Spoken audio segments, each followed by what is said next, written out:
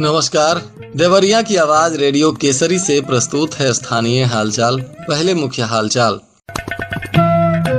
100% जन्म और मृत्यु पंजीकरण का जिला पदाधिकारी ने किया आग्रह। वायरल फीवर के बढ़ रहे हैं मरीज, सबको सतर्क रहने की जरूरत।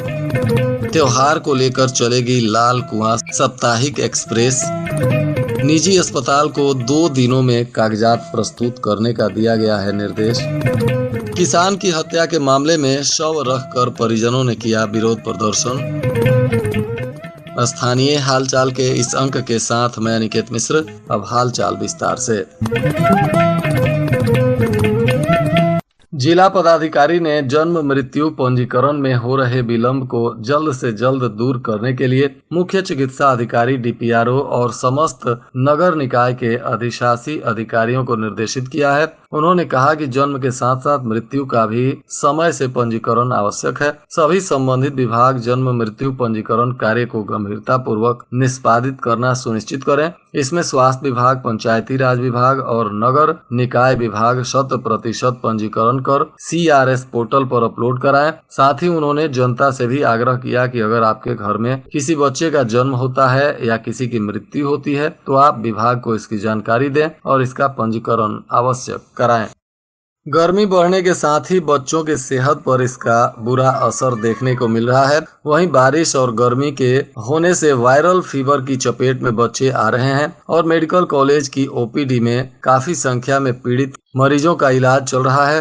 करीब 40% बच्चे इलाज के लिए आ रहे हैं।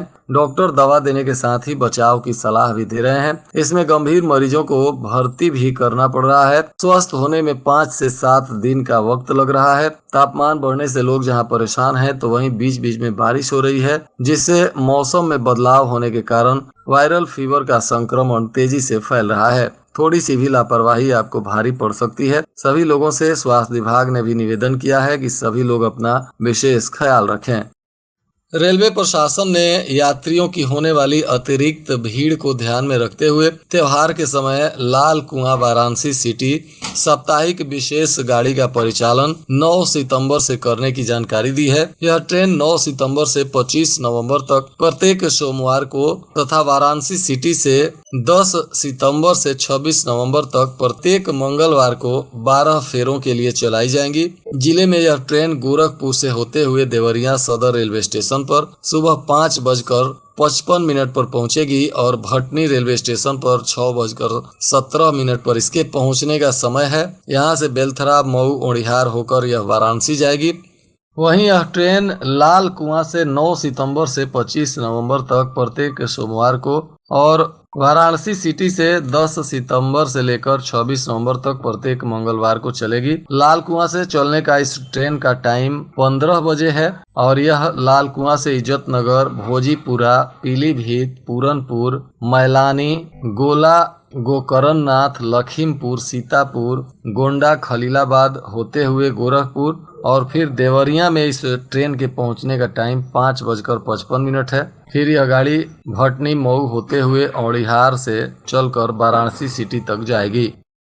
सलेमपुर सामुदायिक स्वास्थ्य केंद्र के प्रभारी डॉक्टर अतुल कुमार स्वास्थ्य कर्मचारियों के साथ क्षेत्र भ्रमण कर रहे थे। इस दौरान उन्होंने निजी अस्पतालों और अल्ट्रासाउंड केंद्रों पर छापे मारे। टीम पहुंचने की सूचना मिलते ही अवैध रूप से संचालित अस्पताल और अल्ट्रासाउंड केंद्र संचालक ताला बंद कर फरार हो गए। बताया जा रहा है कि नवलपुर चौराहे पर 2 निजी हॉस्पिटल खुले मिले, जिनको नोटिस थमाकर 2 दिन के अंदर कागजात के साथ कार्यालय में प्रस्तुत होने को कहा गया है।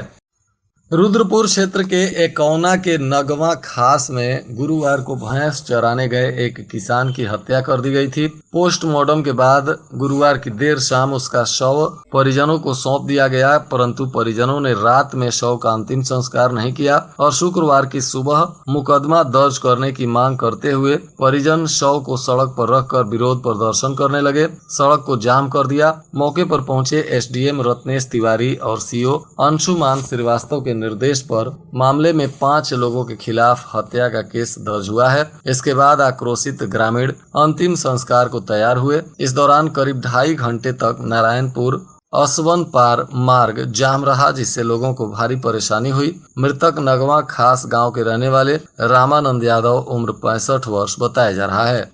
जिला विधिक सेवा प्राधिकरण देवरिया के तत्वाधान में जनपद के न्यायाधीश देवेंद्र सिंह के निर्देशानुसार वन स्टॉप सेंटर में पीड़िताओं के सुरक्षा और उनके अधिकारों को लेकर अपर जिला एवं सत्र न्यायाधीश मनोज कुमार तिवारी के द्वारा औचक निरीक्षण किया गया। इस दौरान उन्होंने पीड़िताओं के सुरक्षा और उनके अधिकारों के प्रति सजग रहने की बात कही। साथ ही उन्होंने समाज को उनके सुरक्षा एवं अधिकारों के प्रति जानकारी देते हुए विस्तार से बताने को भी कहा। निरीक्षण के दौरान वहां साफ सफाई की व्यवस्था, महिलाओं के रहने खाने इत्यादि की व्यवस्था को भी बारीकी से जांच पड़ताल किया गया। भटनी भरथुआ मार्ग पर रामपुर खुरहुरिया वार्ड के पास चलती हुई ट्रक पर एक पेड़ की डाली टूटकर गिर गई, जिससे मार्ग पर भगदड़ मच गया। चालक और खलासी ने कूदकर किसी तरह जान बचाई। घटना के बाद 1 घंटे तक सड़क पर जाम लगा रहा। आसपास के लोग पहुंचे और डाली को काट कर किसी तरह आवागमन को शुरू कराया। शुक्र रहा कि इसमें किसी की जान माल का नुकसान नहीं हुआ, अन्यथा जिस तरह से पेड़ गिरा कोई बड़ा हादसा भी हो सकता था। जिला निर्वाचन अधिकारी दिव्या मित्तल की अध्यक्षता में मतदेय स्थलों के संभाजन को लेकर आज विभिन्न राजनीतिक दल के प्रतिनिधियों के साथ बैठक की गई। इस दौरान भारत निर्वाचन आयोग के दिशा निर्देश पर जनपद के मतदेय स्थलों के संभाजन का कार्य चल रहा है। गत लोकसभा चुनाव के अनुभवों के आधार पर 7 मतदान केंद्रों को बदलने का प्रस्ताव अधिकारियों के द्वारा दिया गया है, जिसमें रुद्रपुर विधानसभा क्षेत्र के 6 तथा बरहज विधानसभा क्षेत्र का 1 मतदान। खुखुंदू थाना क्षेत्र के एक युवक ने सोशल मीडिया के जरिए एक युवती से प्यार कर शादी रचा ली और अब रखने से इनकार कर रहा है। इसमें युवक के घर वाले भी उसका साथ दे रहे हैं। पत्नी का आरोप है कि इन दिनों पति किसी दूसरी लड़की से बातचीत कर रहा है, अब उसे अपना शिकार बनाने के चक्कर में लगा है। पीड़िता ने पुलिस से कार्रवाई के लिए गुहार लगाई है। बताया जा रहा है कि सोशल मीडिया पर दोनों का प्यार हो गया, जिसके बाद युवक ने प्यार के जाल में फंसाकर शादी कर ली। युवती भी भटनी थाना क्षेत्र के एक गांव की रहने वाली बताई जा रही है। अब इस मामले में पुलिस आवश्यक कार्रवाई कर रही है। देसही देवरिया विकास खंड क्षेत्र के इमिलिया विद्युत केंद्र से जुड़े गांव के उपभोक्ता इन दिनों बिजली कटौती की परेशानियों को झेल रहे हैं। बताया जा रहा है कि निगम के जिम्मेदार लोगों को भी इसकी फिक्र नहीं है, जबकि लोगों का कहना है कि ओवरलोड बताकर पदाधिकारी अपना पल्ला झाड़ ले रहे हैं। इस गर्मी में लोगों को बिजली कटौती काफी परेशान कर रही है। रुद्रपुर नगर के पूर्वी बाईपास के पास सुबह 2 ट्रक आपस में टकरा गए, जिनमें से एक ट्रक बेकाबू होकर 3 दुकानों को क्षतिग्रस्त करते हुए एक मकान की दीवार से टकरा गया। हादसे में चौराहे पर बाल लोगों की जान बची है। इसके पहले भी चौराहे पर वाहन अनियंत्रित होकर दुकानों से टकरा चुके हैं। यह टक्कर भी इतनी भीषण थी कि इसमें कई लोगों की जान जा सकती थी, परंतु सुबह बहुत सारे लोग अब तक दुकान और सड़कों पर नहीं आए थे, जिसकी वजह से एक बड़ा हादसा टल गया। और आज के मौसम का तापमान देवरिया में न्यूनतम 27 डिग्री सेल्सियस और अधिकतम 38 डिग्री सेल्सियस रहने की संभावना है। अंत में मुख्य हालचाल एक बार फिर। 100% जन्म और मृत्यु पंजीकरण का जिला पदाधिकारी ने किया आग्रह। वायरल फीवर के बढ़ रहे हैं मरीज, सबको सतर्क रहने की जरूरत। त्योहार को लेकर चलेगी लाल कुआं साप्ताहिक एक्सप्रेस। निजी अस्पताल को 2 दिनों में कागजात प्रस्तुत करने का दिया गया है निर्देश। किसान की हत्या के मामले में शव रखकर परिजनों ने किया विरोध प्रदर्शन। इसके साथ ही रेडियो केसरी से प्रसारित स्थानीय हालचाल का यह अंक समाप्त हुआ। नमस्कार।